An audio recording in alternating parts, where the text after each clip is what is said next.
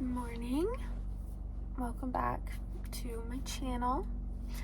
If you're new here, I'm Alex Young. I look like a disaster. Yeah, it's Tuesday morning. It's about 7:20. Ollie and I just rolled up to the park, to Memory Grove. Got my coffee, got some snacks for Ollie, and we're gonna go for a little walk. Then we're gonna go to the gym, or I'm gonna go to the gym. But I wanted to take you guys along with me today because it's a very exciting day. Doing a day in my life because I have a closing, and I thought it'd be fun to show you guys what a closing looks like. So, yeah. This is a very true to me day. I got in bed early last night. I ended up watching TikToks for a long time, unfortunately. But yeah, now I got up about 20 minutes ago, made my coffee, got dressed. I've got my gym clothes on. Gonna head to the gym around 7:45, 8. Get a little workout in. It's been a few days since I've done that.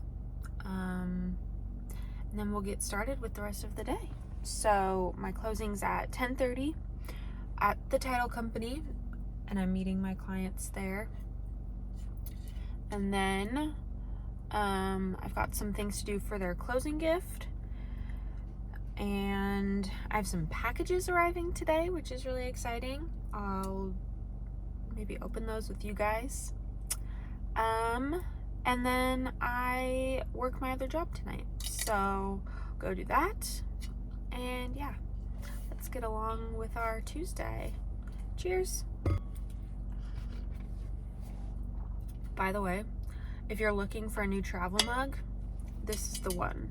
I'll link it down below, but it's from Yeti, and it's the 14-ounce tumbler, I believe. It's just like the perfect size. Like, it holds really nicely, and yeah, you can just fit quite a good amount of coffee. So yeah, love this one. All right, let's go. So gloomy this morning. It's been raining like almost.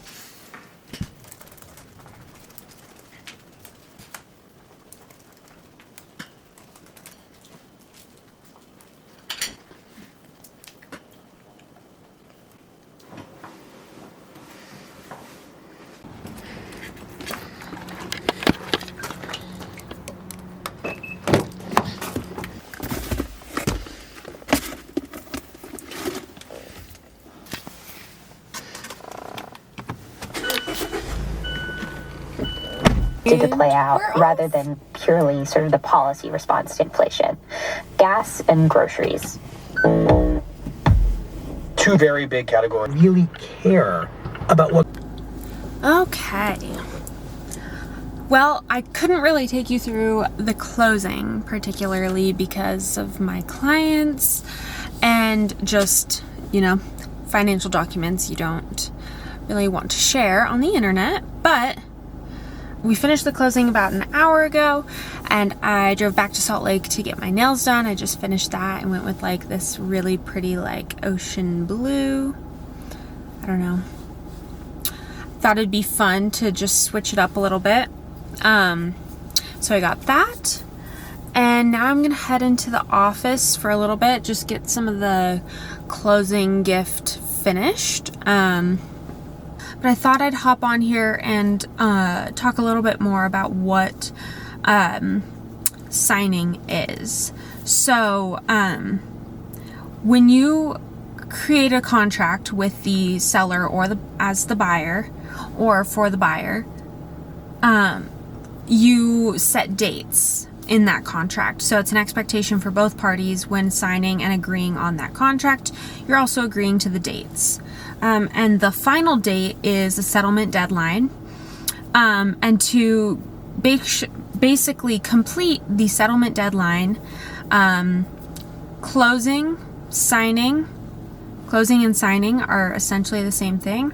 And funding and recording all have to be complete by that deadline, by that settlement deadline. Our deadline for settlement is on Friday the 23rd. So today, the 20th, we wanted to sign as one of my clients is headed out of town. We also want to fund today.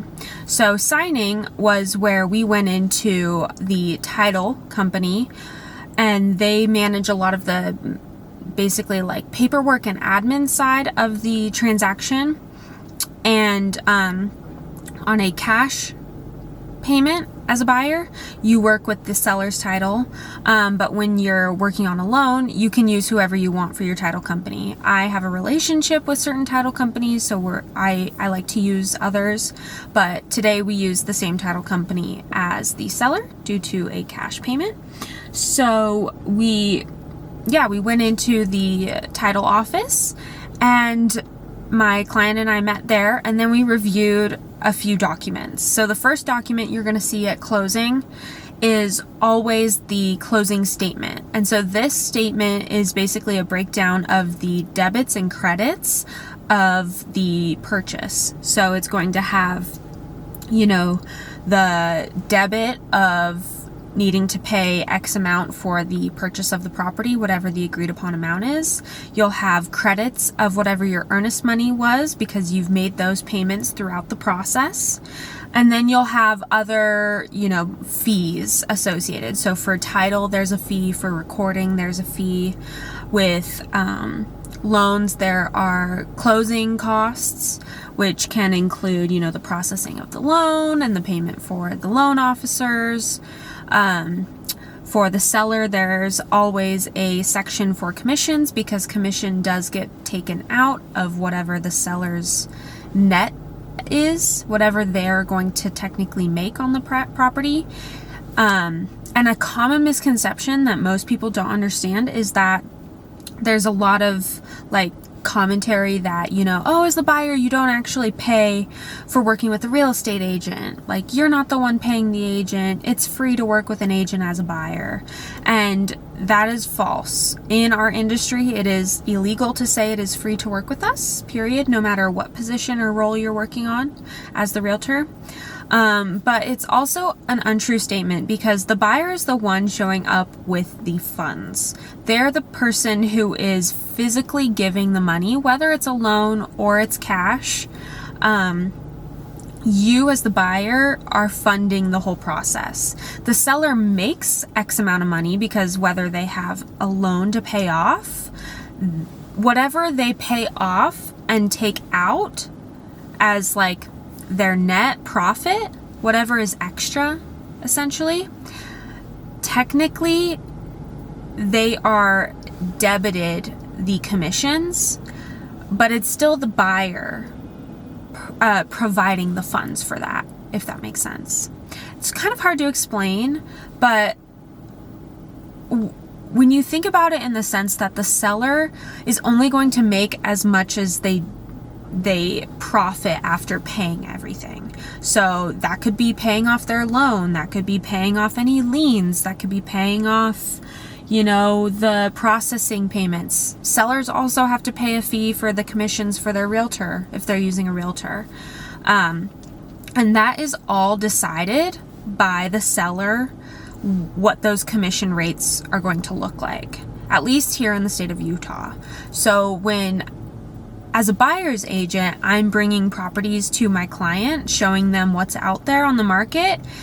there is always a statement that designates how much the buyer's agent commission is. It's an agreed upon amount set by the seller and the seller's agent, because the seller and the seller's agent have their own contract that's called the exclusive right to sell. And in that contract, it states whatever the total commission payments will be. And so, you know, people say there's a standard, people say, oh, 3%, oh, 2.5%, $1,000. You never know as the buyer's agent what that rate is going to be or what your payment is going to be. It is always designated by the listing agent and the seller's contract. Now, there are exceptions to this. When you do create an agreement between you as the buyer's representative, buyer's agent, and the buyer, there is a contract, and it's called a buyer broker agreement. In there is a section that designates their how much you are compensated as the buyer's agent. Some agents put a minimum, some agents state whatever the MLS says, some agents only fill that out based on specific properties. In that document, you can create, you know, maybe it's a 2.5% to 3%, whatever the MLS says. You can make it whatever you want it to say. And that just makes sure that you as the buyer's agent are actually being compensated for the effort that you're putting in. But it also tells your client what they're going to pay. And yes, it's not them physically doling you a check, but it does come out of whatever their payment is to the seller for the purchase of the property. And the seller doesn't end up seeing that money, but the buyer ends up providing the money. So hopefully that clarifies how commissions work. In the closing statements, that breakdown is all there. The title company is aware of all of the proceeds of commissions. Some other documents you see at closing are loan documents. So if you're acquiring a loan for the purchase of the property, generally the loan officer is also involved, and they will provide documentation for you to sign, securing the loan, confirming it's in your name, confirming your credit score. And we can go through more specifics if you're interested. Just let me know in the comments below.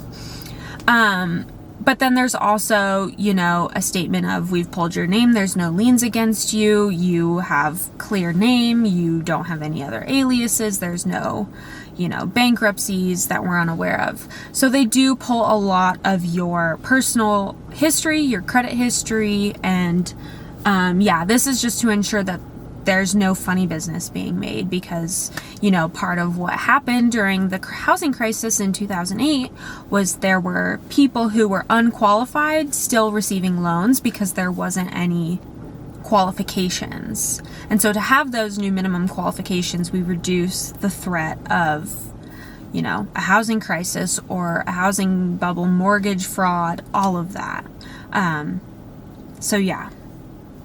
that's a basic overview of what closing entails.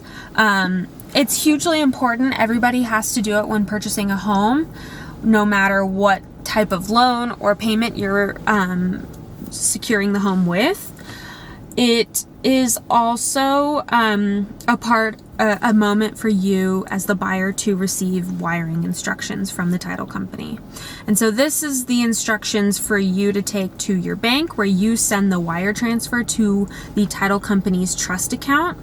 And this is where the funds, as the buyer, the funds get held in trust with the title company until the seller does their own closing. And so for the seller's closing, they have very similar. They go over all of their proceeds, all of what their payments are going to be, the debits, the credits, same thing.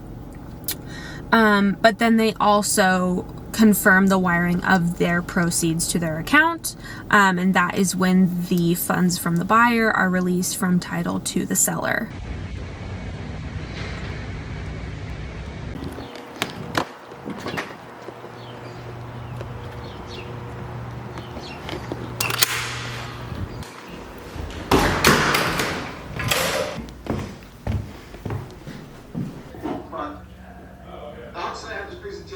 We didn't get it good enough, and we failed on it. And I think, right, just hanging out in the office. I just got off a call with a lender and their marketing team. We've been planning a home buying class, so stay tuned for the promo video for that. We're actually gonna go film that on Friday. I just had a call game planning. I'm in the office now just prepping the buyer closing packet that I'd like to do. Usually like to provide a little bit of information about the neighborhood. I happen to find this on the county website for North Salt Lake, so I'm gonna give them that, and then I always include my home management guidebook. Take you through a little walkthrough of that. So the home management guidebook is normally like a digital download, like you can have it digitally, but that's why these tabs are there like that, but I also like to have a print one. Basically it gives you the space for property details, any cleaning and maintenance scheduling you like to do, a section to hold your appliance manuals, important home documents, anywhere you want to like home plan, monthly, weekly planning, and more. So yeah, here's a section example of the home services contacts. This is like anything related to the home warranty, your plumber, painter, HVAC, lawn, any kind of person you want to have the contact information easily accessible for.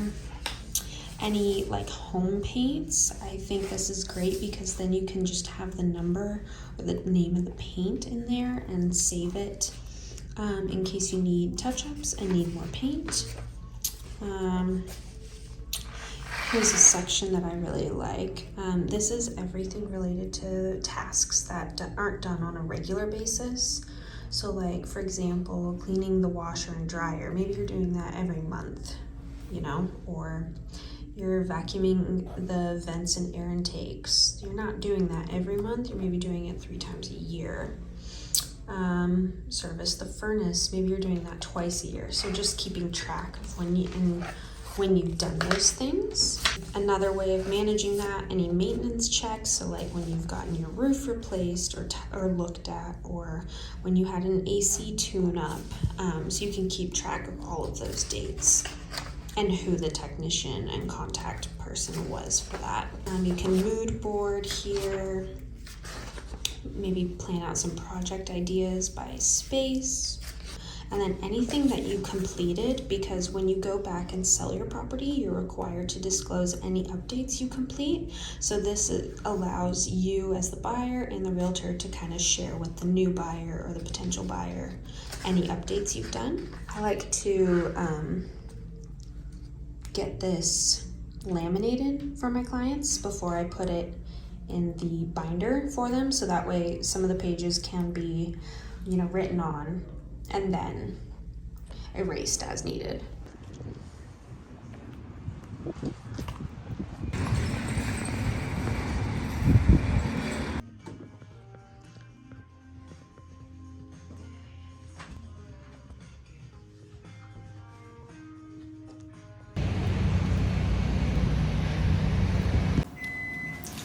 Just got back from work. It's about 11:30 p.m. Got a burrito in the microwave for dinner. I'm gonna get ready for bed. So I'm gonna go put on some PJs and then we'll do some skincare.